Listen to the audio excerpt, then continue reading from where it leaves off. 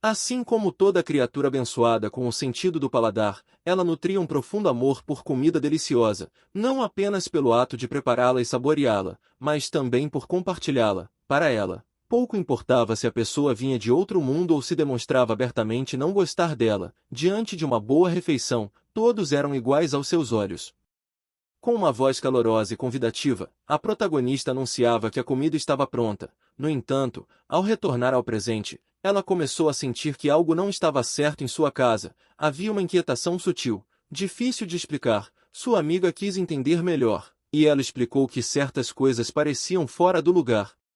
O controle remoto, que deveria estar sobre o sofá, se encontrava no chão, e uma cadeira, antes cuidadosamente encaixada, agora estava levemente puxada. Como morava sozinha e era a única responsável por organizar tudo, aquela inconsistência a incomodava profundamente. Sua amiga, em tom meio brincalhão, mas com um leve traço de seriedade, sugeriu a possibilidade de haver um fantasma na casa, talvez um espírito vingativo guardando ressentimento contra ela, ou até mesmo o próprio lugar sendo assombrado.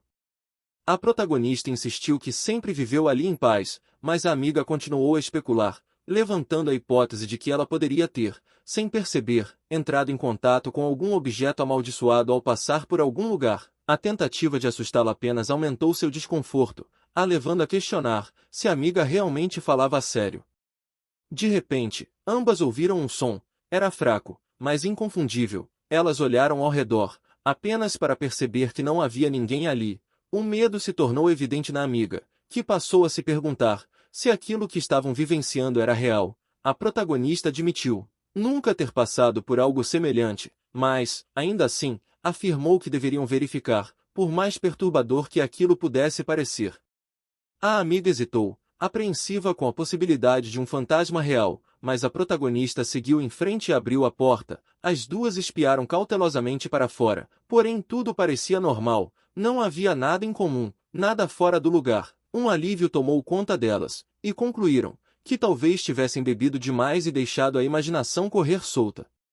Em seguida, a amiga anunciou que iria para casa. A protagonista a lembrou de ter cuidado no caminho de volta, embora, por dentro, sentisse uma crescente tontura. Ela começou a suspeitar que talvez tivesse bebido mais do que devia. Seu olhar se desviou para a mesa, repleta dos restos da refeição, e ela passou a pensar em quando deveria arrumá-la. Parecia melhor organizar tudo naquele momento, em vez de deixar para depois, antes que pudesse agir. Porém, ela tropeçou de repente. O chão veio em sua direção rapidamente, mas, antes que caísse, alguém a segurou. Braços fortes ampararam sua queda. Assustada e desorientada, ela tentou entender quem era aquele homem, e se aquilo não passava de um sonho.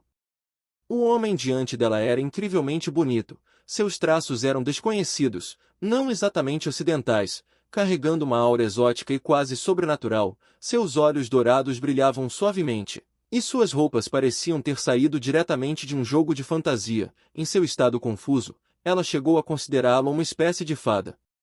Ele a observava com expressão confusa, incapaz de compreender suas palavras. Enquanto ela agradecia por tê-lo impedido de cair, sua voz foi ficando cada vez mais baixa, à medida que o cansaço a dominava, e ela adormeceu quase imediatamente. O homem olhou ao redor, assimilando aquele ambiente estranho. Após um momento, percebeu o sofá e a carregou cuidadosamente até lá, a deitando com delicadeza. Mesmo dormindo, ela murmurou palavras de agradecimento, se referindo a ele como uma fada bondosa. Na manhã seguinte, ela despertou com a cabeça pesada. Uma lembrança vaga permanecia, a de um homem bonito que a ajudou, e a colocou em segurança. Ela concluiu que aquilo deveria ter sido apenas um sonho estranho. Afinal, alguém como ele não poderia existir na vida real. No entanto, ao abrir completamente os olhos, o viu parado bem à sua frente. O choque a atingiu de imediato, e ela reagiu por instinto, assustada com a presença dele. Sua mente foi inundada por perguntas sobre quem ele era, como havia entrado em sua casa, e por que estava ali. Ainda assim, ao encarar seu rosto, uma sensação de familiaridade se instalou. Era o mesmo rosto que viu em seu sonho. Uma percepção começou a se formar, inquietante e aparentemente impossível. O homem do seu sonho estava ali, diante dela, real e inegável. Ela passou a questionar quem ele era, como conseguiu entrar, e o que havia de estranho em sua aparência. Seus olhos brilhavam um pouco mais do que o normal. o suficiente para deixá-la desconfortável. A lembrança de tê-lo tratado como uma fada amigável na noite anterior fez com que se sentisse envergonhada internamente. O álcool realmente podia ser assustador, pensou, por ter prejudicado tanto seu julgamento. Então, notou a espada em sua cintura, real, afiada e claramente perigosa. Seu olhar se moveu, e ela percebeu que havia mais duas presas às suas pernas. Um arrepio percorreu seu corpo, ele estava ali, a observando desde a noite anterior. A situação finalmente se tornou clara em sua mente, de forma alarmante, e ela soube que deveria chamar a polícia imediatamente, antes que pudesse agir. Porém, o homem falou, sua voz rompendo o silêncio. Assustada, ela reagiu instintivamente, ordenando que ele se afastasse.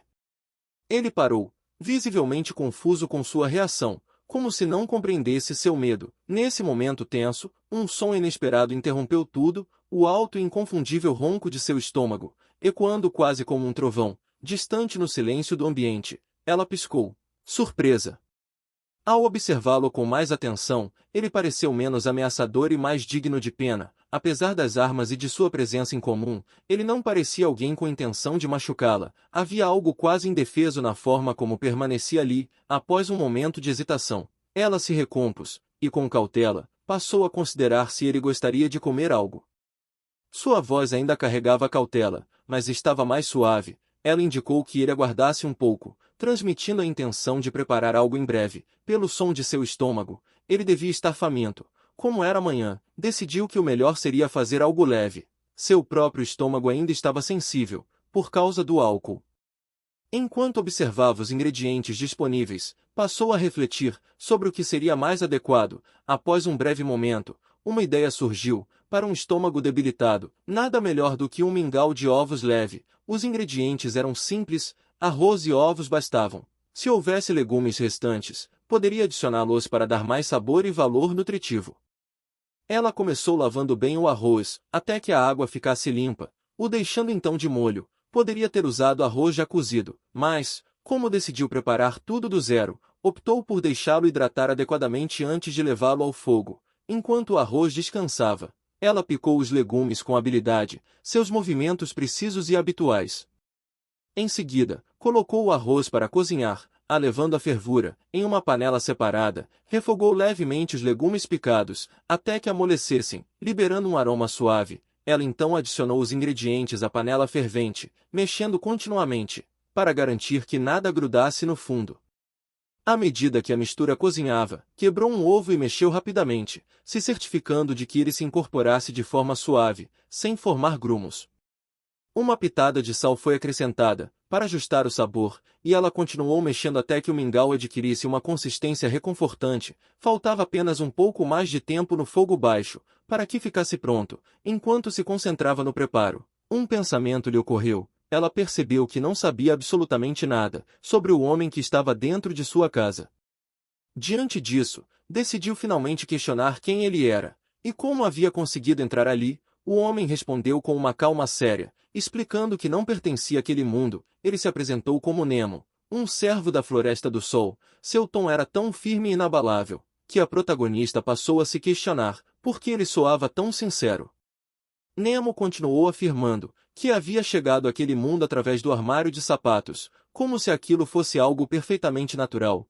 Essa explicação estranha a levou a refletir sobre o que exatamente seria a chamada Floresta do Sol. Nemo então elaborou, explicando que se tratava de um grupo de indivíduos que dedicavam suas vidas à glória do mundo. Suas palavras carregavam um peso que a deixou momentaneamente surpresa. Ainda assim, ela não conseguia acreditar plenamente que ele estivesse em perfeito juízo. Se virando levemente, comentou que ele falava o idioma deles muito bem. Nemo explicou que isso se devia à bênção do deus do fluxo. No entanto, acrescentou que o efeito não duraria muito tempo, e que apenas enquanto a bênção permanecesse nele, eles conseguiriam se comunicar. Essa explicação fez com que ela pensasse que, apesar de sua história soar absurda, a construção de mundo apresentada por ele era surpreendentemente consistente. Mesmo assim, decidiu insistir, e quis saber por que ele havia vindo especificamente até sua casa. Nemo começou a explicar que precisava da cooperação dela e que seu propósito ao ir até ali era importante. Contudo, antes que pudesse concluir, Seu estômago roncou alto de repente, interrompendo o momento. Ficou claro que ele estava extremamente faminto. Ao perceber isso, ela decidiu que qualquer explicação poderia esperar. Disse que seria melhor comerem primeiro, já que havia acabado de terminar o preparo. Como alguém que se orgulhava de suas habilidades culinárias, ela não podia permitir que alguém passasse fome. Preparou uma refeição simples, mas atraente. Colocou diante dele uma tigela coberta com sementes de gergelim e flocos de alga, acompanhada de um pequeno prato como complemento. Em seguida, o convidou para comer antes que a comida esfriasse. Nemo, obediente, se aproximou e deu uma mordida. A reação dele, no entanto, foi um tanto incomum. Ela percebeu sua expressão, e passou a se perguntar o que havia de errado. Ele comentou que a comida era surpreendentemente firme, o que a levou a lhe entregar um pouco de água, enquanto ele continuava comendo. Enquanto isso, ela quis saber como estava o sabor, esperando que estivesse aceitável.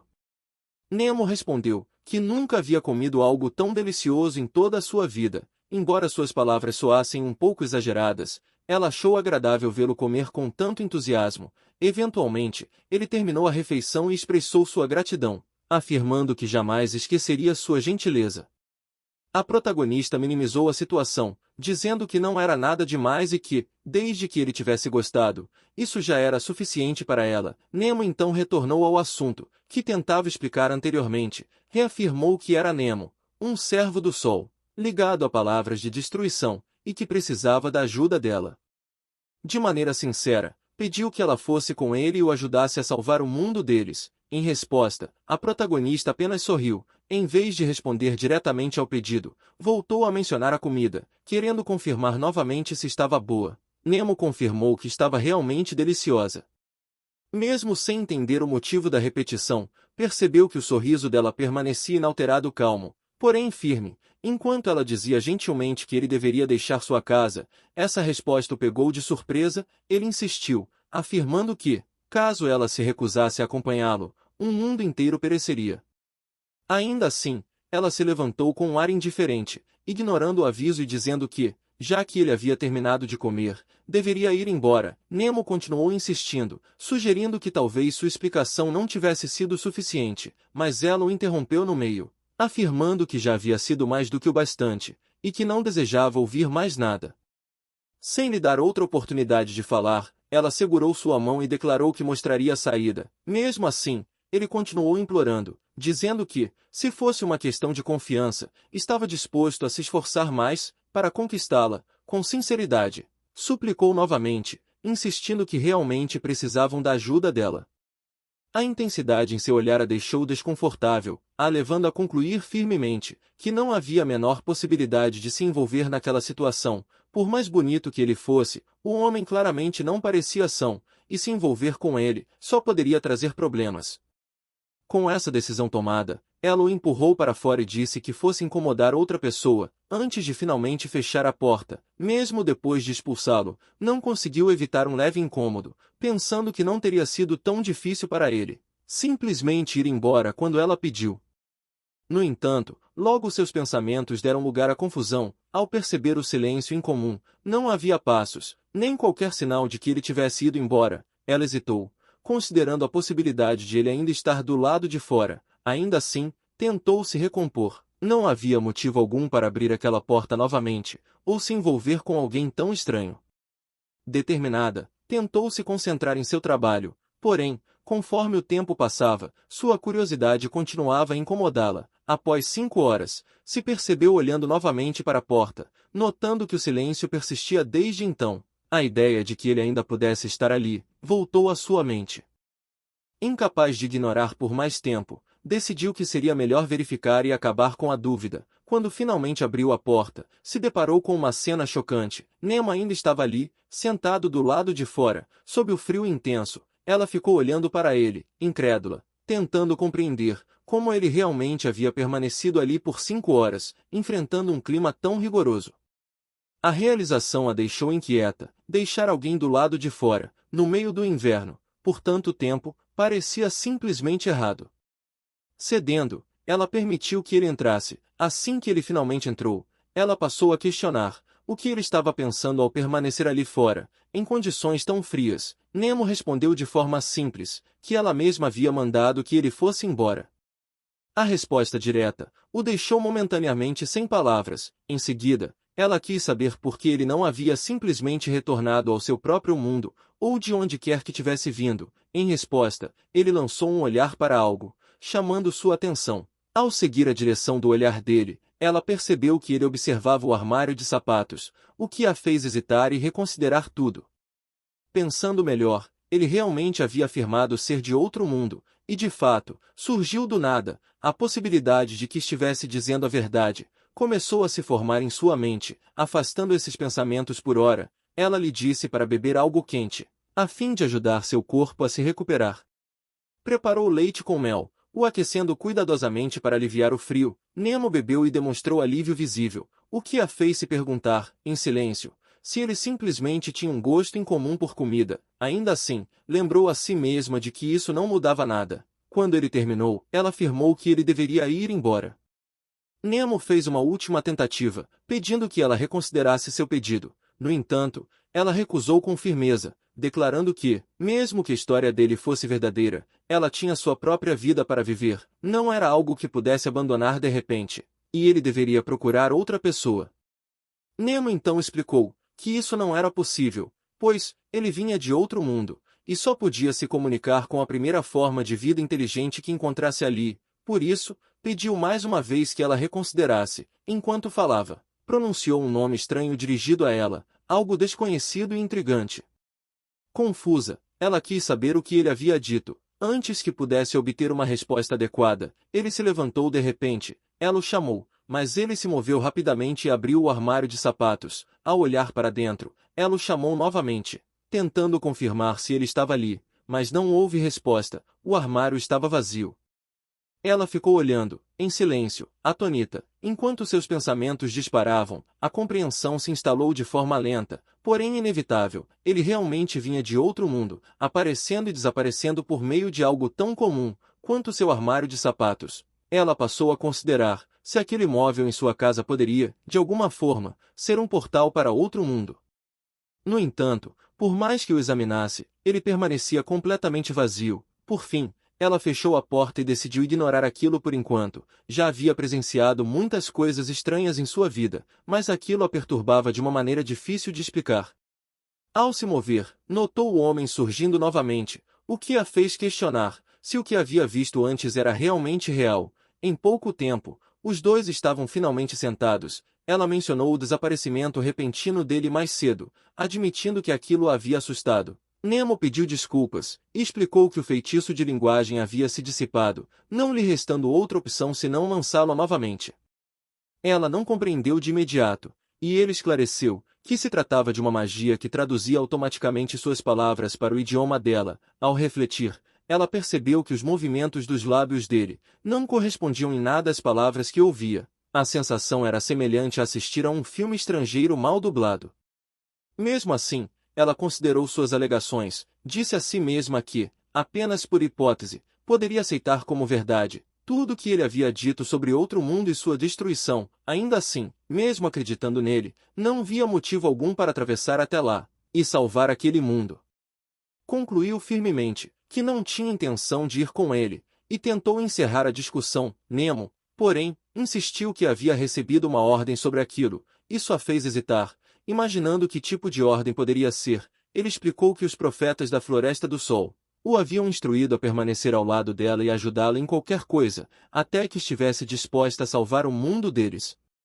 Segundo ele, a fé exigia tempo, e por isso, obedeceria a tudo o que ela lhe pedisse. Essa declaração a irritou, e ela protestou, afirmando que ele não era algum tipo de serviço de teste para sua conveniência. Não conseguia entender o que ele pretendia dizer, nem precisava de tal ajuda, pois era perfeitamente capaz de cuidar de si mesma. Apesar de suas objeções, ele permaneceu firme, explicando que não poderia retornar até conquistar sua confiança. Isso apenas aumentou sua frustração. Ela exigiu saber o que o fazia pensar que ela permitiria que ele ficasse em sua casa. Ele respondeu com determinação silenciosa, afirmando que faria o possível para ganhar sua confiança, e implorando sinceramente por uma chance. Ela percebeu que, se o expulsasse novamente, ele provavelmente ficaria do lado de fora por horas, assim como antes. Já que nada o impediria de repetir aquele comportamento, esse pensamento a fez se desesperar internamente. No fim, cedeu um pouco, dizendo que estava frio lá fora. Embora não o obrigasse a sair por enquanto, deixou claro que, quando o clima esquentasse, não seria tão tolerante, e o expulsaria sem hesitação. Fez questão de que ele compreendesse isso perfeitamente. A cena então muda para a protagonista, completamente exausta após toda a situação. Ela estava esgotada, sem ter dormido um único instante, pois passou a noite inteira preocupada com ele. Quando a manhã chegou, abriu a porta e o encontrou já sentado, o que a levou a se perguntar o que ele poderia estar comendo tão cedo. Ao observar mais de perto, ela reagiu imediatamente, tomando o objeto das mãos dele e exigindo saber por que ele estava comendo aquilo. Ele explicou calmamente que se tratava de um gel, o único alimento que lhe era permitido consumir. O descreveu como frio, duro e semelhante à argila seca. Ela encarou aquilo, incrédula, tentando compreender se ele realmente consumia aquilo daquela forma. Sem sequer prepará-lo, ele confirmou que sim. Apesar de tentar conter a própria curiosidade, ela acaba pedindo para experimentar, e ele responde que ela pode comer o quanto quiser. Ela mal consegue acreditar que ele chama aquela substância de comida. Ainda assim, uma pequena parte dela considera que as aparências podem enganar. Talvez pareça horrível, mas tenha um gosto aceitável. No entanto, no instante em que dá a primeira mordida, todos esses pensamentos desaparecem. O sabor não passa de poeira salgada e calcária, semelhante a gesso. Ela não consegue deixar de refletir se o mundo dele está realmente em uma situação tão desesperadora, a ponto de aquilo ser tudo o que tem para comer, questionando em pensamento se a situação é mesmo tão grave. Por fim, ela se levanta e ordena com firmeza que ele pare de comer aquilo, declarando que irá lhe mostrar o que é comida de verdade, com exceção do mingau simples que havia preparado anteriormente. Aquela talvez fosse a primeira refeição de verdade dele. Considerando isso, ela decide que sabores muito fortes poderiam sobrecarregá-lo. Assim, opta por algo simples, utilizando ingredientes que já tinha em casa. Após um breve momento de reflexão, tem uma ideia e decide preparar uma quiche tradicional francesa. Os ingredientes são simples: massa pronta, vegetais, ovos e queijo. Ainda assim, ela imagina que talvez não seja suficiente para alguém com o apetite dele, então também retira um pouco de massa congelada de pão salgado. Felizmente, já tinha parte da massa preparada. Ela começa cortando os vegetais, a carne e o queijo em pequenos pedaços. Em seguida, colocam tudo em uma tigela, bate os ovos e mistura bem todos os ingredientes. Depois, abre a massa pronta em uma forma de assar, e faz pequenos furos com um garfo para permitir a saída de ar. Despeja o recheio por cima, e a preparação fica pronta para ir ao forno. Ela coloca tanto a quiche quanto a massa de pão no forno já pré-aquecido. Enquanto assam, prepara uma salada simples, frita um pouco de bacon até ficar crocante, corta em pedaços pequenos e adiciona à salada. Para o molho, escolhe um tempero agridoce de estilo oriental. Logo, a refeição está pronta: uma quiche recém-assada, pão salgado dourado, e uma salada coberta com pedaços crocantes de bacon, acompanhados de geleia de damasco e suco de maçã. Ela diz a ele para comer, assegurando que não precisa ficar tímido, e que pode simplesmente experimentar. Finalmente, Nemo dá uma mordida, e sua reação é imediata. Ele demonstra um visível encantamento. Observá-lo comer com tanta satisfação desperta nela uma sensação inesperada de realização. Por um breve instante, ela chega a pensar que, se ele fizesse aquela mesma expressão, ao pedir que ela fosse com ele novamente, talvez acabasse aceitando. Porém, rapidamente se recompõe, lembrando a si mesma com firmeza que não pode permitir que isso aconteça. Ela precisa se controlar, de forma alguma pode ceder. Ela então acrescenta algumas nozes sobre o sorvete do Sweet Nut, e a textura extra proporciona uma crocância agradável. Com curiosidade e um leve divertimento, sugere que ele também experimente, pensando que, já que comeram, poderiam muito bem ter uma sobremesa. Enquanto observa, percebe que ele relaxa apenas um pouco, ainda demonstrando certa insegurança diante de alimentos desconhecidos.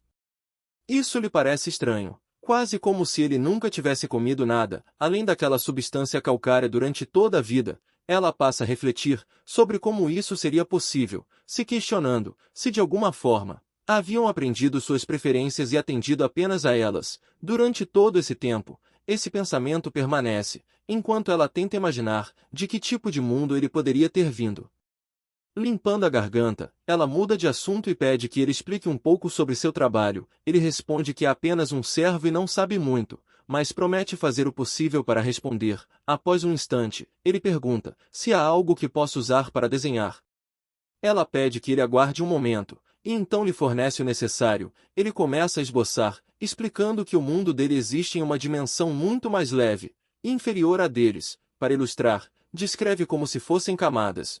O mundo deles ocuparia uma parte interna, identificada como a terceira dimensão, enquanto o dele estaria mais externo. Ele explica que não há muitos estudos sobre dimensões, mas que, fundamentalmente, quanto mais próximo do centro, mais pesada a dimensão se torna, e mais pesada e limitada fica a alma. Como resultado, a crença em magia, mana, milagres e até forças divinas diminui. Para ele, um mundo sem magia é difícil de imaginar, o levando a refletir se aquele mundo realmente carece dela. Ela reconhece que sim, embora demonstre alguma compreensão do conceito, explicando que só teve contato com magia em contos de fadas e filmes de fantasia durante a infância. Em contraste, ele descreve que, em sua dimensão, a mente não está totalmente presa à alma. As emoções se manifestam de forma tangível. A raiva pode acender chamas e o ódio pode assumir a forma de maldições. Tais fenômenos não são incomuns por lá. Ele relata, inclusive, que o evento mais trágico de seu mundo foi causado por uma poderosa maga chamada Birda, que se vingou de um imperador. Esse ato, conhecido como o Contrato do Ódio, se tornou a maior catástrofe que seu mundo já enfrentou. Intrigada, ela passa a se perguntar o que exatamente envolve esse contrato. Ele então explica que existe uma região chamada Fronteira da Desolação, que outrora foi o território do império mais poderoso do leste. Porém, quando esse império entrou em declínio por causa do Contrato do Ódio, uma barreira foi erguida para isolá-lo. Sob aquela barreira, repousava uma entidade catastrófica conhecida como Finigir de Ovirda. O homem esclareceu que esse nome se referia aos demônios invocados pela própria catástrofe. Ela questionou se ele já havia precisado enfrentar tais criaturas, e ele respondeu mencionando profetas, que previram um evento futuro, o colapso da fronteira da desolação. De acordo com as visões desses profetas, um ser poderoso vindo de outro mundo surgiria como a própria salvação. Embora a profecia revelasse apenas um breve vislumbre do que estava por vir, eles interpretavam o colapso da fronteira como um presságio do surgimento de demônios, sinalizando um desastre iminente que ameaçaria tudo. Ela afirmou que compreendia, e agradeceu por ele ter contado, mas, em seguida, passou a se questionar se aos olhos dele, ela se parecia com esse ser poderoso. Tomada por uma curiosidade hesitante, ela também ponderou se atravessar para o mundo dele lhe concederia algum tipo de grande poder. Ele permaneceu em silêncio por um momento, antes de responder que era apenas um servo e não sabia muito, se limitando a seguir ordens. Sua resposta não trazia qualquer certeza, apenas declarações vagas e distantes, que pouco esclareciam suas dúvidas. Mudando de assunto, ela lembrou que ele havia mencionado anteriormente a administração de um império, concluindo que deveriam existir países em seu mundo também. Então quis saber a que nação o grupo dele pertencia. Ele respondeu que a Floresta do Sol não servia a nenhum rei, e que se moviam apenas pela glória do mundo. A resposta a deixou confusa, e por dentro, reagiu com frustração. Incapaz de compreender o significado daquela afirmação, ela não conseguiu encontrar sentido naquilo, e a ambiguidade permaneceu em seus pensamentos.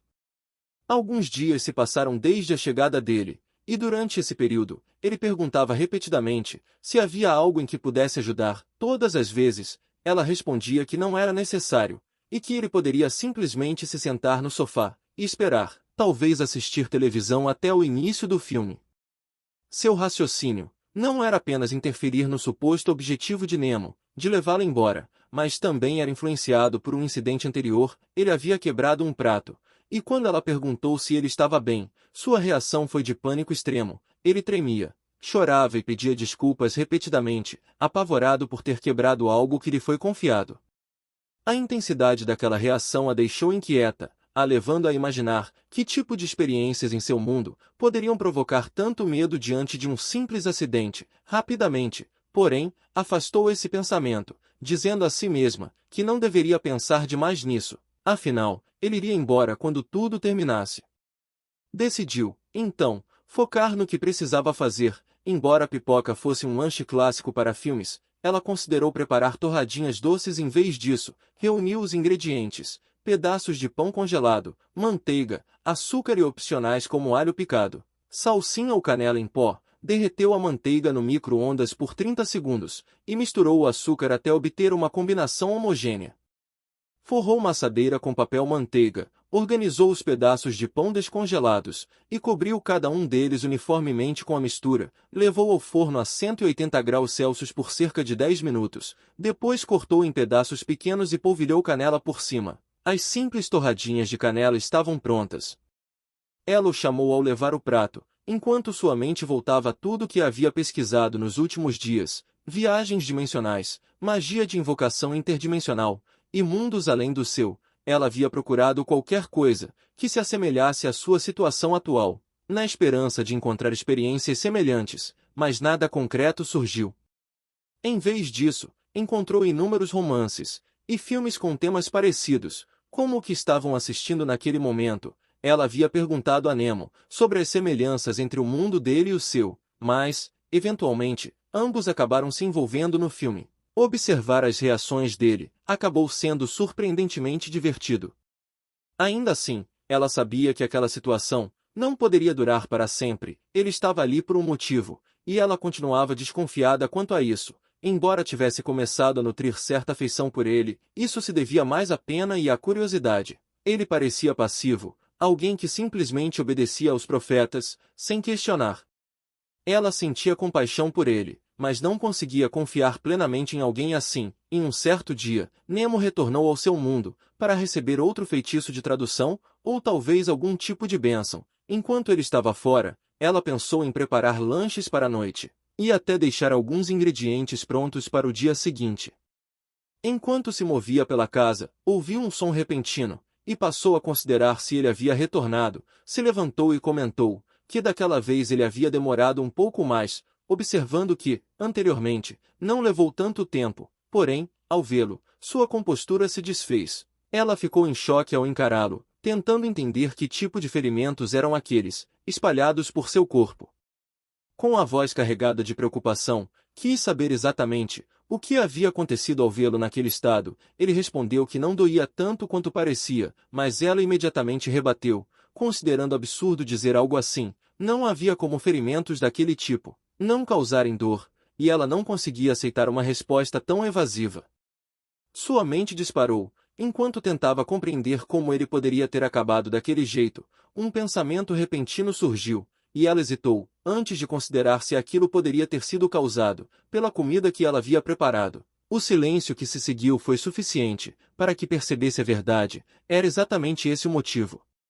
Ele então explicou que havia sido apenas punido de acordo com a lei, e que não sofreu nenhuma desvantagem real. A frustração dela veio à tona, ao exigir saber por que ele não havia dito nada quando ela lhe serviu a comida, em vez de permitir que aquilo acontecesse. Ele respondeu calmamente que, comparado ao exílio ou à execução, aquela punição não era nada. Suas palavras a fizeram reagir com incredulidade, questionando, em pensamento, se ele realmente falava sério. Ela insiste um pouco mais, querendo saber se, no mundo dele, os outros também sobrevivem apenas à base de gel.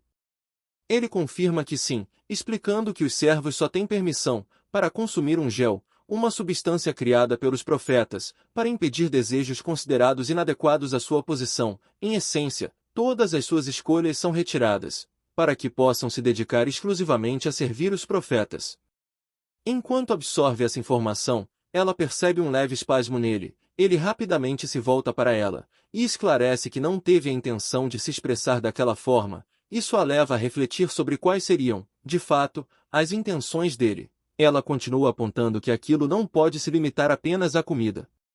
Conclui que, provavelmente, todas as formas de prazer são proibidas: música, dança, viagens, até mesmo sonhar, e passa a considerar se tudo isso também não estaria restrito. Em seguida, questiona internamente se existe, de fato, algo que ele deseje para si mesmo. Ele responde que deseja se dedicar à glória do mundo.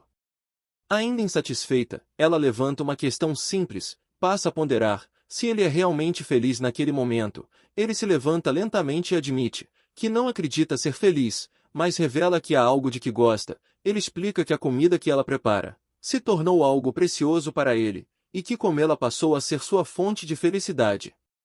Ela o observa em silêncio, e afirma que fica feliz por ele ter encontrado algo que ama. Em seguida, sugere com delicadeza que talvez ele simplesmente não precise contar aos outros que comeu a comida dela. No entanto, ele responde que isso não é possível. Um poderoso feitiço de verdade e obediência o prende, tornando impossível mentir. Diante disso, ela passa a considerar se isso significa que ele deixará de comer sua comida e voltará a consumir apenas gel, mas ele nega. Nesse caso, ele continuará apenas recebendo punições. Embora ele admita gostar da comida dela, ela percebe que não consegue se sentir feliz com isso. A situação pesa demais sobre ela. Ao notar o quão tarde já está, decide que é melhor deixarem a conversa para o dia seguinte e irem descansar. A noite passa, mas o sono não vem com facilidade. Na manhã seguinte, ela acorda inquieta, com os pensamentos ainda embaralhados por tudo o que aconteceu no dia anterior. Mesmo assim, decide que não pode permitir que ele fique sem café da manhã. Ultimamente, eles têm comido mais comida ocidental, então ela considera preparar algo japonês naquele dia. Ainda assim, se preocupa que possa ser forte demais para ele. No fim, opta por algo simples, apenas tamago e salsichas devem ser suficientes. Ela o avisa que a comida ficará pronta em breve, e pede que ele aguarde um pouco. Caso fique entediado, sugere que assista televisão enquanto isso. Ele demonstra certa relutância, permanecendo parado em vez de ir até a TV. Após um momento, ele acaba perguntando se ela tem família. A pergunta pega de surpresa, a levando a refletir sobre o motivo de ele ter perguntado algo assim de repente. Ele explica que os profetas lhe disseram que, se ela tivesse uma família, talvez não tivesse vindo para aquele mundo.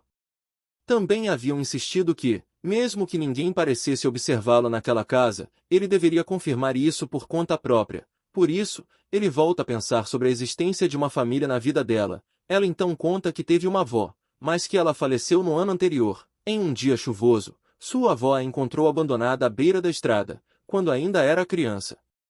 Ela era órfã, e aquela mulher se tornou sua única família, sua única guardiã. Ainda assim, se considera sortuda por ter conhecido alguém tão bondosa. Nemo, por sua vez, compartilha que também foi encontrado e adotado na Floresta do Sol. Ele acredita que, se os profetas não o tivessem encontrado, teria se tornado comida de lobos no deserto. Ela ouve atentamente, e passa a refletir se aquilo realmente pode ser considerado sorte. Ele responde sem hesitar, que foi a maior sorte de toda a sua vida. No entanto, ela não consegue concordar. Mesmo que para ele pareça sorte, ela conclui que o que eles fazem ainda é errado. Não consegue aceitar um grupo que impõe suas regras, por meio da violência, espancando alguém até destruir suas costas apenas por desobedecer. Para ela, pessoas assim não podem ser consideradas boas. Em seguida, ela o corrige com firmeza, que o seu nome não é Salvadora, mas sim Oh Jung. Explica que não pode salvar o mundo dele, mas que deseja genuinamente ajudá-lo. Por isso, passa a considerar se ele não poderia simplesmente permanecer ali. Ele responde que isso não é possível. Ela tenta persuadi-lo, mas ao perceber a expressão em seu rosto, desiste. Com um suspiro silencioso, admite que entende. Ela nunca planejou ir ao mundo dele, e ele nunca planejou permanecer no dela. Sendo assim, conclui que não há motivo para que ele fique ali por mais tempo. Com gentileza, ela decide que o melhor é que ele retorne ao seu mundo original.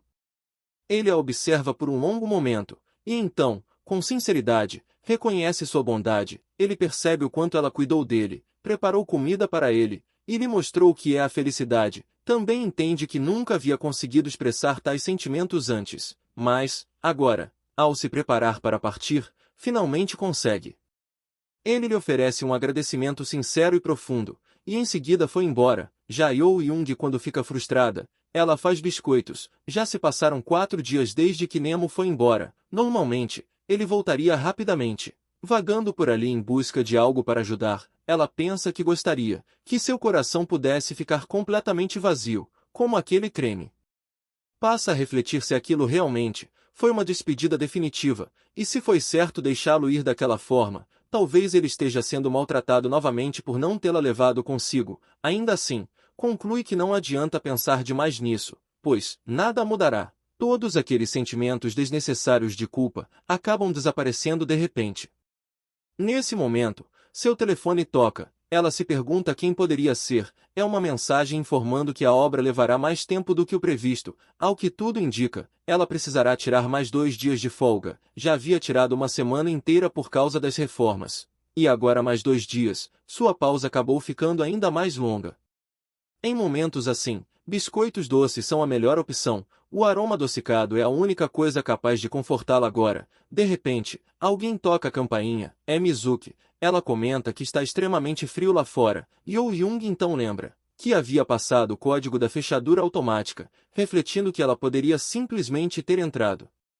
Mizuki responde que esqueceu o código, mas logo percebe o cheiro no ar e passa a associá-lo aos biscoitos. Yo-Young confirma que ela está certa. Como esperado, Mizuki então pede alguns biscoitos, já que não comeu nada. O menu especial do dia são justamente aqueles biscoitos.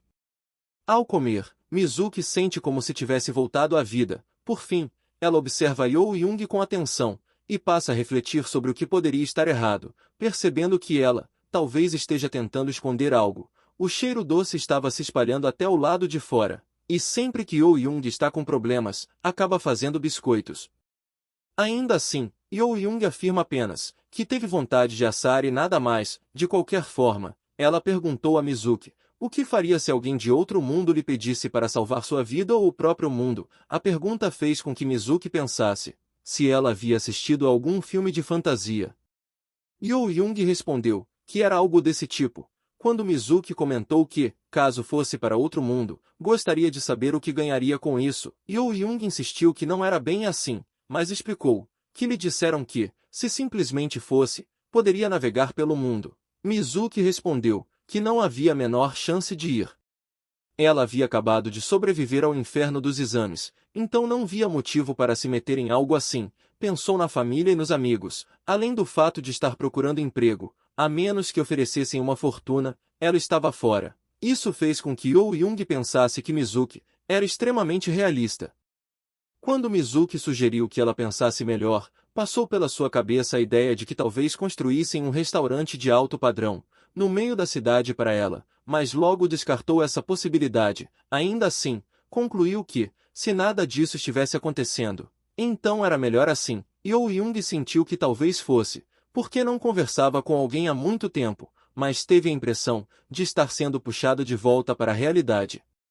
A amiga se levantou e perguntou se poderia levar alguns biscoitos para casa, já que os dela eram os melhores, e Yo-Young respondeu que sim, por dentro, porém, reconheceu que realmente precisava encarar a realidade adequadamente. Tudo recomeçaria em 2 dias. Se apenas se concentrasse no trabalho sem pensar demais, não teria tempo para pensamentos desnecessários, e certamente ficaria bem. 2 dias depois, ela foi vista parada diante de algumas ruínas. Se perguntou o que era aquilo, onde estava o restaurante, e por que não havia nada além de destroços. Por fim, perguntou a alguém se o restaurante chamado Shano Manzai não deveria estar ali. O homem informou que, infelizmente, o estabelecimento havia fechado cerca de uma semana antes. Diziam que o dono havia fugido durante a noite, possivelmente por causa de dívidas. Um grupo de pessoas invadiu o local durante a madrugada, causando um verdadeiro caos. A comida era boa demais, o que tornava tudo ainda mais lamentável. Ainda naquele dia, ela foi até o local, para saber mais, e descobriu que o proprietário havia cometido uma grande fraude. Nem mesmo o valor de sua aposentadoria se comparava ao que ele havia roubado. Outros funcionários também apareceram, e tudo o que puderam fazer foi se registrar como vítimas e encerrar o assunto. Ela estava exausta, incapaz até de se mover, se questionou sobre o que estava acontecendo. Sentia como se algo que vinha reprimindo tivesse finalmente se rompido. Precisava procurar um novo emprego, mas não conseguia reunir vontade para isso. Nesse momento, se lembrou das palavras de Nemo, que dizia precisar de sua força, e perguntava se ela o ajudaria a salvar aquele mundo. Ela olhou para o armário e reconheceu que aquilo provavelmente não era uma decisão sensata. Percebeu que era um impulso tolo e precipitado. Ainda assim, pensou que, se havia um ponto de virada em sua vida, talvez fosse aquele. Ao ir para aquele mundo, passou a refletir sobre o que deveria dizer primeiro, imaginando algo como afirmar que havia ido salvar o mundo. Mais importante ainda, precisava encontrar Nemo. Se ele soubesse que ela havia ido, certamente ficaria feliz. Finalmente, entrou no armário, e ao abrir os olhos, se perguntou onde estava. Estava completamente escuro, e ela não conseguia enxergar nada. Ela se perguntou se não deveria ver outro mundo, assim que atravessasse o armário de sapatos. De repente, ouviu o som de ondas envolvendo tudo ao seu redor, gritou por ajuda. Então, uma praia surgiu diante dela, e ela estava deitada na areia. Seu corpo se contraiu levemente até que, por fim, abriu os olhos. Ela olhou para o oceano e se perguntou onde estava. Pensou que aquele deveria ser o outro mundo, mas tudo o que via era o mar.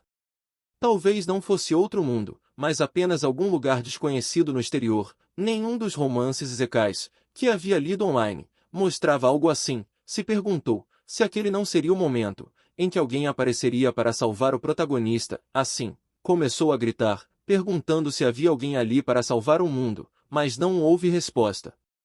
Se questionou sobre o que deveria fazer. Aquilo podia ser realmente grave. Não havia sequer sinal de outra pessoa por perto, o que a fez pensar que havia sido imprudente demais. Reconheceu que deveria ter pensado melhor, mas ainda assim, manteve a determinação de que tudo daria certo.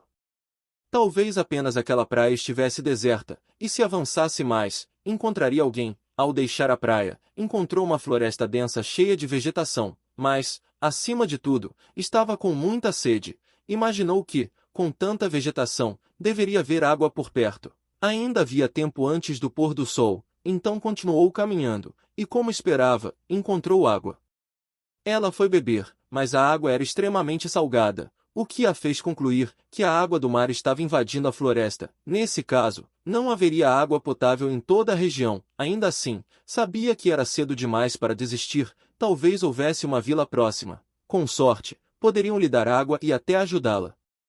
Então, continuou andando. Se conseguisse alcançar um ponto mais alto e observar ao redor, talvez visse algo. No entanto, não havia sequer um telhado à vista, muito menos uma vila. Mesmo daquela altura, tudo o que conseguia ver era o litoral cercando uma pequena ilha. Sem outra opção, caiu no chão. Em outras palavras, se tratava de uma ilha desabitada.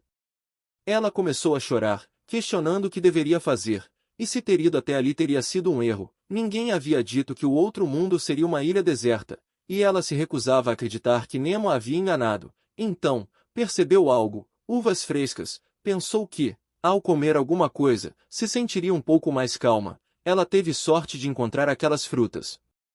De qualquer forma, não podia simplesmente ficar esperando ajuda naquela ilha vazia, nem sequer sabia se existia uma equipe de resgate naquele mundo. E mesmo que existisse, até chegarem ali, ela poderia estar à beira da morte, ou talvez já tivesse ultrapassado esse ponto. Mesmo que quisesse escapar sozinha, ela não possuía ferramentas. Construir uma jangada levaria pelo menos alguns meses, talvez até anos. Além disso, não fazia ideia de para onde ir, pois, ao seu redor havia apenas um oceano infinito. Ainda assim, era melhor do que não fazer nada. No fim, decidiu construir uma jangada, enquanto aguardava por resgate. Primeiro, precisava garantir comida, água e abrigo. Graças às frutas, conseguiu saciar a fome. Como não sentiu nenhum mal-estar, concluiu que provavelmente não eram venenosas. Em seguida, refletiu sobre o que seria mais importante naquele momento, e percebeu que era o fogo. Se conseguisse fazer fogo e ferver água, teria água potável, e ainda poderia se aquecer resolvendo dois problemas de uma só vez. Assim, começou a tentar acender uma fogueira. Finalmente conseguiu, agora bastava soprar levemente para fortalecê-la. Ao fazer isso, o fogo começou a crescer, o que a deixou extremamente feliz com seu sucesso. Porém, naquele instante, a chuva começou a cair, e todo o seu esforço foi em vão. Isso a deixou profundamente irritada, pois havia conseguido fazer fogo com tanta dificuldade, apenas para vê-lo se apagar com facilidade. Pouco antes, sequer havia nuvens de chuva no céu. Ao olhar para cima, pronta para amaldiçoar a chuva, percebeu algo inesperado e começou a beber a água. Ela não era salgada, era água doce de verdade. Depois de beber, sua mente clareou e ela começou a se acalmar gradualmente. Então, compreendeu o que precisava fazer. Antes que a chuva parasse, deveria improvisar um recipiente com folhas para coletar água da chuva, já que, em uma situação de sobrevivência, água potável era a prioridade máxima. Adormecer naquele estado de descuido poderia significar o fim, por isso, precisava permanecer acordada e continuar trabalhando. Talvez pudesse usar aquilo para outra coisa mais tarde. Pensou em como sua vida estaria se não tivesse ido parar ali, em casa. Provavelmente estaria tomando um banho quente, preparando algo especial para comer e melhorar o humor. Depois de se acalmar, passaria um tempo assistindo televisão, e acabaria dormindo enquanto conversava com os amigos. Ao recuperar as energias, começaria a procurar emprego, mas a realidade era outra. Ela estava ali. Mizuki provavelmente estava preocupada. Pelo menos deveria ter avisado antes de partir, mesmo que alguém desse falta dela. Ninguém jamais a encontraria. E dificilmente alguém pensaria em procurar dentro de um armário de sapatos. Esse pensamento a entristeceu profundamente. Por fim, o céu voltou a ficar limpo. Os seres humanos eram, de fato, contraditórios. Mesmo em uma situação como aquela, ainda sentia frio e fome. Por ora, havia garantido água potável. O próximo passo era construir um abrigo. Não podia permitir que outra chuva apagasse o fogo, que tanto custou a fazer. Ainda assim, pensou que aquelas frutas, provavelmente ficariam doces e deliciosas, se fossem transformadas em geleia. Ela deu um tapa em si mesma, percebendo que precisava se concentrar no abrigo naquele momento. De qualquer forma, precisava sobreviver ali. E assim os dias de sobrevivência foram passando desde que chegou à ilha. Construiu um lugar para dormir, e explorou cada canto do local. Porém, não havia qualquer sinal de pessoas, ou de criaturas vivas nem animais selvagens, nem sequer insetos, que normalmente prosperam em ambientes úmidos. Sem medicamentos, sentia certo alívio por não haver insetos para picá-la. Até então, havia explorado apenas um lado da praia e a floresta próxima. Naquele dia, planejou investigar a floresta do lado oposto. Talvez encontrasse algo diferente por lá. No entanto, enquanto caminhava, seu pé escorregou na lama, e ela caiu no chão. Ao perceber algo envolvendo sua perna, entendeu que o solo naquela área era pura lama. Se levantou refletindo sobre quantos lugares poderiam levá-la a atolar daquele jeito. Foi então que teve uma ideia repentina. Se acendesse fogo e endurecesse o solo, poderia criar materiais de construção adequados. Se levantou novamente, refletindo sobre as quedas na lama, quando a mesma ideia lhe ocorreu outra vez. Se endurecesse a terra com fogo, poderia produzir materiais sólidos. Assim, conseguiria construir um abrigo melhor do que um simples teto improvisado, criando até paredes de terra. Depois de tanto esforço, concluiu que já havia feito o suficiente por enquanto. Era hora de uma pequena pausa.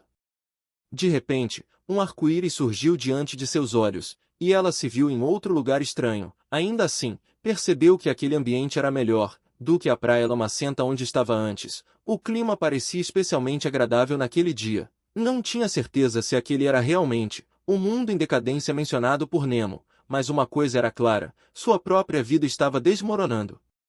Esse pensamento a fez refletir sobre a possibilidade de deixar sua esposa ali sozinha. Já haviam se passado vários dias, e sua aparência estava cada vez pior. Agora, parecia ser a sua vez. Desde que Yo Young chegou àquele lugar, começou a se adaptar à ilha. Ao contrário do que temia, o mar estava repleto de peixes. Talvez simplesmente não fossem cautelosos.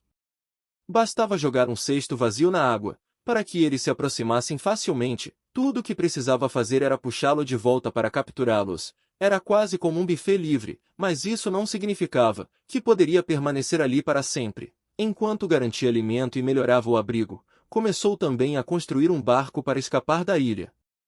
Certo dia, enquanto comia peixe, se deitou no chão e observou as estrelas, achando o céu noturno especialmente bonito. Mais uma vez, aquele lugar era realmente estranho. Não havia animais, mas o mar estava cheio de peixes. Em um momento, surgia um arco-íris de cores incomuns. No outro, uma nuvem dourada brilhava sem que houvesse estrelas ou lua. A paisagem era bela, e os peixes eram fáceis de capturar, mas, ainda assim, ela não queria permanecer ali para sempre. Queria terminar o barco e fugir o mais rápido possível. Desejava que alguém viesse resgatá-la. Se aquilo continuasse, sentia que poderia acabar perdendo a si mesma. Já se passavam cerca de 200 dias desde que começou a viver naquela ilha. Antes, acreditava que ficaria entediada sem pessoas ou entretenimento, mas o tempo passou rapidamente. Se preparar para a viagem exigia um esforço inimaginável. Ela precisava pescar quase todos os dias, para acumular reservas de alimento. Chegou até a fabricar recipientes para conservar peixes processados e frutas salgadas. Também passou a experimentar a preparação de peixe salgado utilizando água destilada e sal. No momento em que provou o resultado, percebeu imediatamente que havia sido um grande sucesso. Os frutos do mar fermentados e salgados se tornaram um ingrediente versátil durante sua permanência na ilha. Depois disso, se concentrou exclusivamente na construção do barco, com o objetivo de sair daquele lugar o mais rápido possível. Se mantinha sempre em movimento, subindo a pontos elevados, para tentar identificar em que direção poderia haver terra. Acreditava que deveria existir algum lugar sob aquele arco-íris. Finalmente, até a proa ficou pronta. Ao parar por um instante, percebeu que, devido à rotina constante de trabalho, seu cabelo havia adquirido uma estranha tonalidade cremosa, e sua pele estava completamente queimada pelo sol. Ainda assim, como era a única pessoa naquela ilha, até mesmo essa surpresa perdeu rapidamente a importância. Ela já não abria completamente os olhos ao acordar, nem emitia qualquer som. Suas emoções permaneciam enterradas, imóveis. Sem sequer um leve movimento em sua expressão, não havia motivo para demonstrar sentimentos em um lugar onde não existia mais ninguém.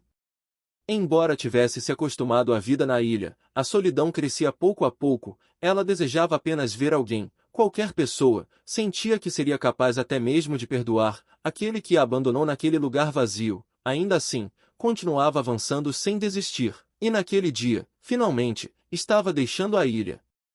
Ao observá-la daquela forma, sentiu uma certa carga emocional. Havia passado apenas cerca de um ano ali. Mesmo assim, deixou inúmeros vestígios de sua existência, apesar de ter sido a única habitante. A ilha agora carregava provas de que ela havia sobrevivido naquele lugar. No fundo, sentia medo. Questionava internamente se realmente era seguro partir sem hesitação, e temia a possibilidade de uma tempestade surgir. No entanto, o futuro em que permaneceria ali, envelhecendo e eventualmente morrendo sozinha, era ainda mais assustador. Ela já estava completamente cansada daquele tipo de vida. Por isso, aquele era o dia perfeito para escapar, ainda que estivesse tomada por emoções intensas. Finalmente, a viagem começou. Ela se despediu da ilha deserta. Era noite, e o céu despejava uma chuva intensa, o que a fez perceber que a vida nunca seguia exatamente como se desejava. A viagem transcorreu de forma tranquila por cerca de 10 dias. O maior problema que enfrentou foi a quebra de sua segunda garrafa de água destilada armazenada. Naquele momento, ainda parecia algo administrável, até que se deparou com uma violenta tempestade. Sob um céu que despejava chuva incessante, tudo deixou de estar sob controle. A chuva forte passou a ocorrer em ciclos semanais, sempre com a mesma intensidade. Houve momentos em que o barco quase virou, castigado por ventos e ondas que pareciam prontos para engoli-lo por completo. Nessas situações, não havia nada que pudesse fazer, além de se agarrar firmemente às paredes da cabine e suportar. Yo-Young compreendia que poderia morrer ali. Ainda assim, sabia que, se conseguisse sobreviver àquilo, poderia coletar uma grande quantidade de água. Por um tempo, pelo menos, não precisaria se preocupar com água potável. Quando a tempestade enfraqueceu o suficiente para que pudesse se mover, ela inspecionou o barco. Um dos lados estava gravemente danificado, e parte da estrutura havia sido levada pelas ondas. A cena a fez soltar um suspiro profundo. Estava exausta e com fome. Por um instante, considerou a possibilidade de comer algo antes de tentar reparar o barco. Por fim, abriu um dos compartimentos de armazenamento. A variedade de alimentos disponíveis em um barco pequeno era extremamente limitada. Tudo o que tinha eram peixes secos, frutos do mar salgados e conservas, trazidas da ilha deserta. Ela hesitou e abriu o compartimento novamente, como se esperasse que algo tivesse mudado, mas nada havia mudado. Ainda assim, naquele lugar, aquilo parecia um verdadeiro banquete. Pegou um pedaço de peixe e começou a comer. No entanto, não conseguia sentir o sabor. Essa percepção a inquietou, fez com que pensasse no quanto desejava uma refeição de verdade, algo quente, algo real. Passou a refletir sobre quando, finalmente alcançaria a terra e se haveria pessoas naquele lugar, mesmo que não fosse ele. Acreditava que ficaria feliz apenas por ver qualquer outro ser humano. Então, um nome surgiu em sua mente, Nemo. Era um nome no qual não pensava havia muito tempo. Ele era a razão, ou talvez o catalisador, de ela ter ficado presa naquela ilha deserta. O que ele fez era algo impossível de esquecer, mesmo que ela quisesse. Por isso, se surpreendeu ao perceber que não havia pensado nele nem uma única vez durante sua estadia na ilha, e ainda assim, agora, em meio àquele mar infinito, sua memória retornava. Diante de tudo o que ele havia dito, sobre o fim do mundo estar próximo, ela refletia sobre onde ele estaria agora, e o que estaria fazendo. O mundo que Yo-Young observava enquanto derivava, era completamente pacífico. Isso a levou a ponderar se ele havia mentido ou se algo havia mudado simplesmente porque ela estava ali. Caso a ilha tivesse permanecido tranquila por causa de sua presença, ela teria implorado para ser enviada de volta ao lugar ao qual realmente pertencia. No entanto, não havia tempo para se prender a esses pensamentos. Os danos no barco eram piores do que imaginava. Se outra chuva forte caísse como antes, tudo se tornaria um desastre completo. Ela estava completamente exausta, através da visão turva pela chuva e pelo cansaço. Olhou à frente, algo apareceu ao longe. Considerou a possibilidade de ser uma ilha.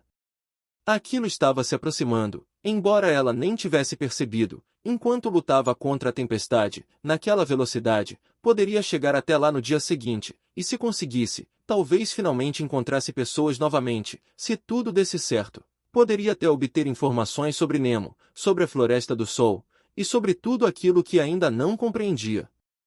Mas, de repente, algo pareceu errado. Ao erguer o olhar, percebeu uma nova mudança no clima. Sem aviso, uma chuva repentina caiu com força sobre ela. A tempestade retornou, pesada, impiedosa e fria. Estava tão perto agora que não podia aceitar terminar daquela forma. Não ali, não daquele jeito. Lágrimas começaram a cair enquanto chorava, completamente impotente.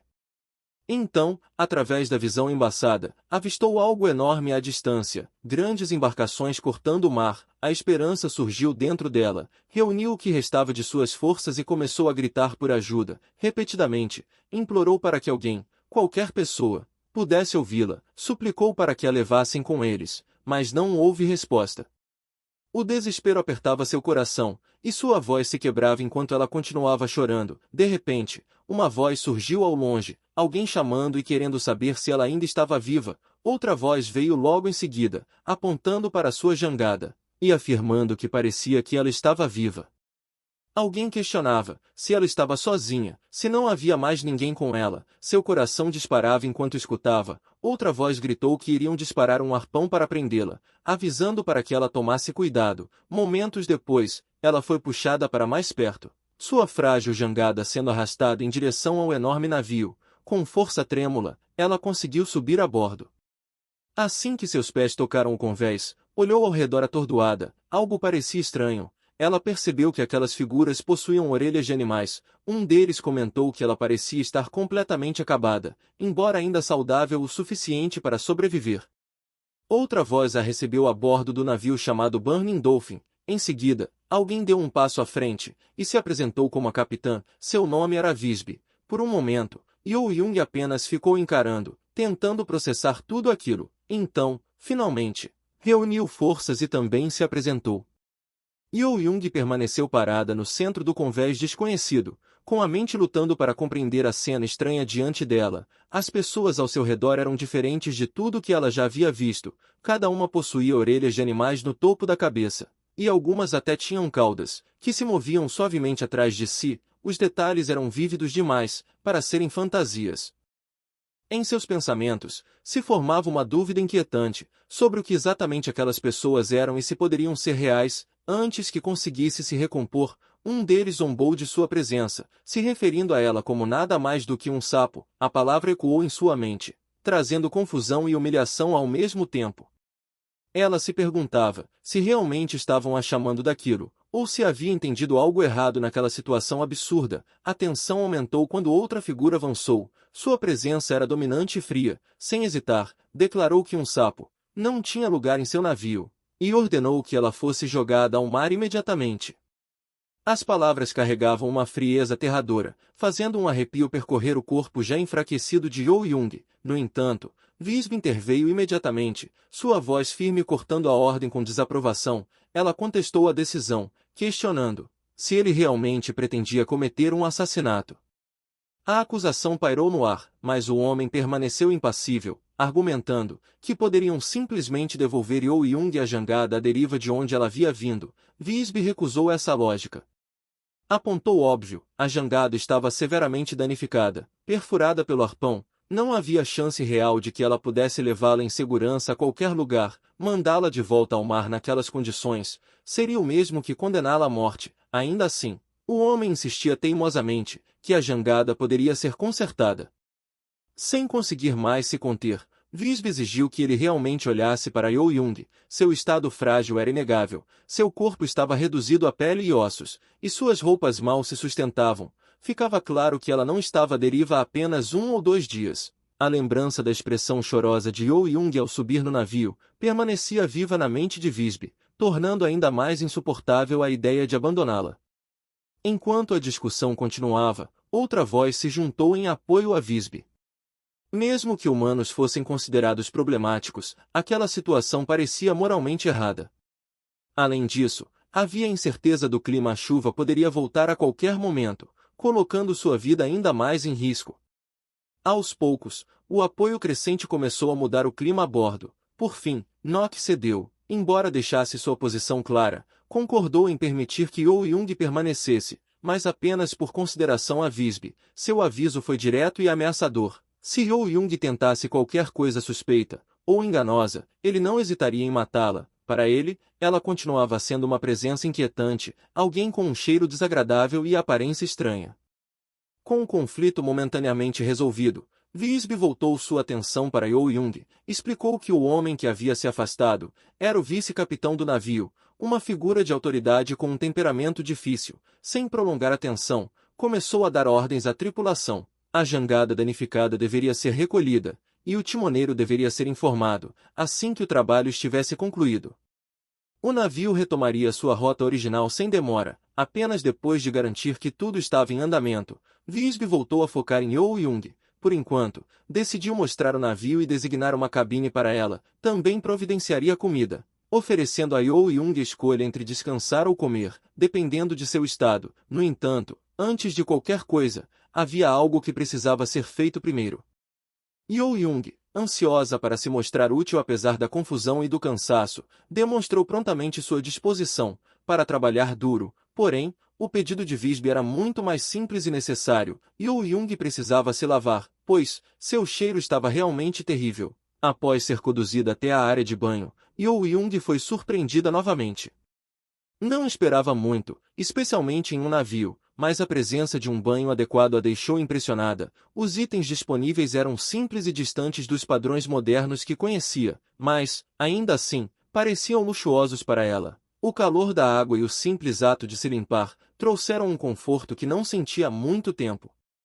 Ao vestir as roupas fornecidas, notou um detalhe incomum: havia um buraco na parte de trás da calça, claramente feito para acomodar uma cauda. Yo-Young observou seu reflexo em silêncio, mantendo o olhar por mais tempo do que o habitual. Enquanto absorvia cada detalhe estranho, já sabia que a cor de seu cabelo e de sua pele havia mudado, significativamente.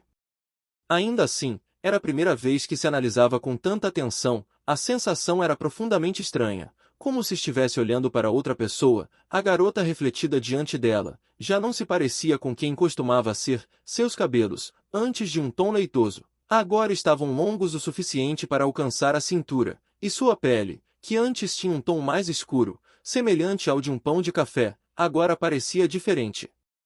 Embora tivesse ganhado um pouco de músculo, era impossível ignorar o quanto havia emagrecido. Seus pensamentos então voltaram ao que havia aprendido. Até aquele momento, a capitã havia se apresentado como líder do navio chamado Burning Dolphin, e foi graças a ela que Yo-Young havia sido resgatada. Mesmo assim, dúvidas continuavam a girar na mente de Yo-Young. As pessoas a bordo daquele navio possuíam orelhas e caudas de animais, características que as diferenciavam claramente de humanos como ela. Ela passou a se questionar sobre o que exatamente eles eram, já que não pareciam humanos, e mais importante ainda, por que aquele homem chamado Nox havia demonstrado tanta hostilidade de forma tão aberta em relação a ela. Apesar de tudo, Yo-Young se agarrava a um desejo simples e sincero. Depois de tanto tempo sozinha, finalmente havia encontrado outras pessoas, e a última coisa que queria era ser odiada. Reunindo coragem, ela saiu e chamou por Visby. Visby anotou imediatamente, e quis saber se ela já havia terminado de se lavar. Yo-Young respondeu que queria conversar, o que levou Visby a fazer um gesto para que a seguisse. Considerando que ela, provavelmente estava com fome, seria melhor conversar enquanto faziam uma refeição. Pouco depois, as duas já estavam sentadas juntas, enquanto observava ao redor, Yo-Young percebeu algo inquietante. Embora os membros da tripulação aparentassem estar cuidando de seus próprios assuntos, suas orelhas se moviam sutilmente na direção dela. Aquilo a deixou nervosa, como se estivesse sendo observada, sem que ninguém realmente a encarasse. Visby começou a falar, tentando conduzir a conversa com naturalidade, mas Yo-Young acabou se desculpando de repente, deixando transparecer toda a sua tensão. Com gentileza, Visby a tranquilizou, dizendo que não havia motivo para tanto nervosismo. Ela apenas queria esclarecer algumas curiosidades. Yo-Young certamente devia estar se perguntando que tipo de navio era aquele. Da mesma forma que a tripulação também se perguntava que tipo de humana ela poderia ser. Do ponto de vista deles, ela poderia ser qualquer coisa, até mesmo alguém perigoso, como uma assassina fugindo após cometer um crime. Com isso em mente, Visby pediu que Yo-Young explicasse por que estava à deriva no mar. Yo-Young ficou em silêncio. Em sua mente, pensamentos colidiam em um turbilhão de incertezas. Ela refletia sobre como poderia explicar o que havia acontecido. Para dizer a verdade, precisaria falar sobre a ilha deserta, e mais do que isso, revelar que vinha de outra dimensão. No entanto, uma história dessas apenas a faria parecer suspeita, talvez até insana. Depois de finalmente encontrar outras pessoas, ela não podia correr o risco de ser temida ou rejeitada.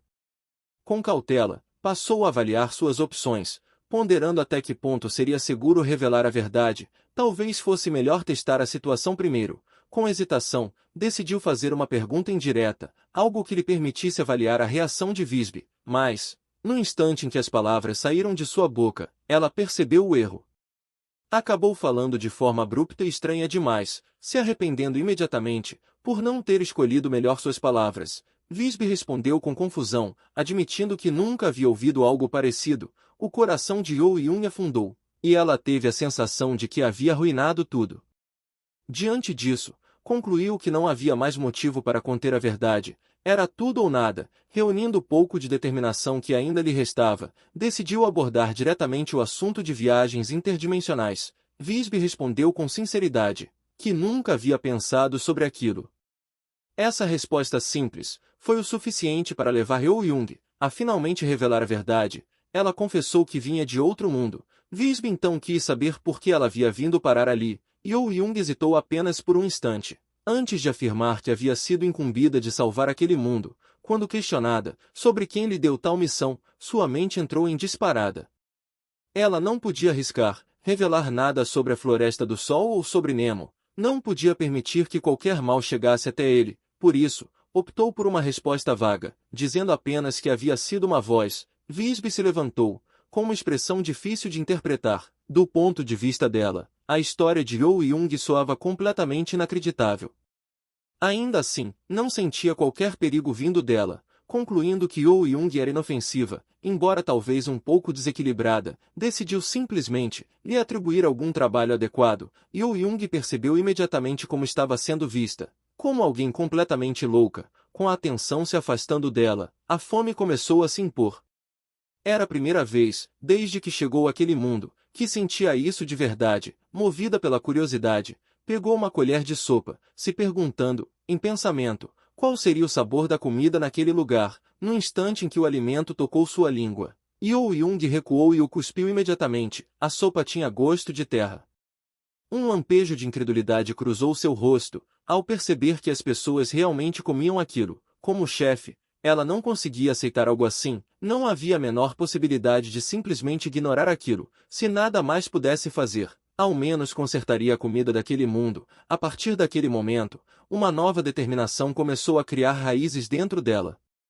Na quinta manhã desde que embarcara no Burning Dolphin, Yo-Young acordou cedo, cumprimentou um dos membros da tripulação com um alegre bom dia, E até mesmo o homem silencioso ali perto retribuiu a saudação, apesar de Visby tê-la rotulado como estranha. A tripulação a acolheu com mais gentileza do que ela esperava. Encorajada, decidiu tentar cumprimentar Knox também. No entanto, no mesmo instante em que o fez, ele a interrompeu de forma ríspida, mandando que ficasse quieta. E mais uma vez, a chamando de sapo, ficava evidente que, entre todos a bordo, apenas ele ainda se recusava a vê-la com bons olhos. Ainda assim, Yo-Young não permitiu que isso a abalasse tanto. Havia pessoas ali, vozes por toda parte. Ao fechar os olhos, ela quase conseguia sentir a presença delas através das paredes, como um suave murmúrio de vida ao seu redor. Aquilo contrastava fortemente com os dias solitários que passou ouvindo nada além do som interminável das ondas. Ela se aproximou de Alter e também o cumprimentou. Ele respondeu com um simples bom dia, antes de imediatamente colocá-la para trabalhar. Agora que estava ali, deveria começar descascando batatas. Yo-Young aceitou a tarefa sem reclamar. Alter era o chefe do navio, e sob sua supervisão, ela havia começado a trabalhar na cozinha. Fazia apenas 5 dias desde que embarcou no Burning Dolphin, e ainda assim, já começava a se adaptar a uma rotina. Por enquanto, não passava de uma assistente de cozinha, ainda sem confiança para lidar com os pratos principais, mas, mesmo assim, já era um começo. E é isso, pessoal, esse foi o vídeo de hoje. E não se esqueçam de curtir e comentar, e caso vocês não sejam inscritos, se inscrevam para não perderem nenhum vídeo aqui no canal. E bem, pessoal, nos vemos nos próximos vídeos.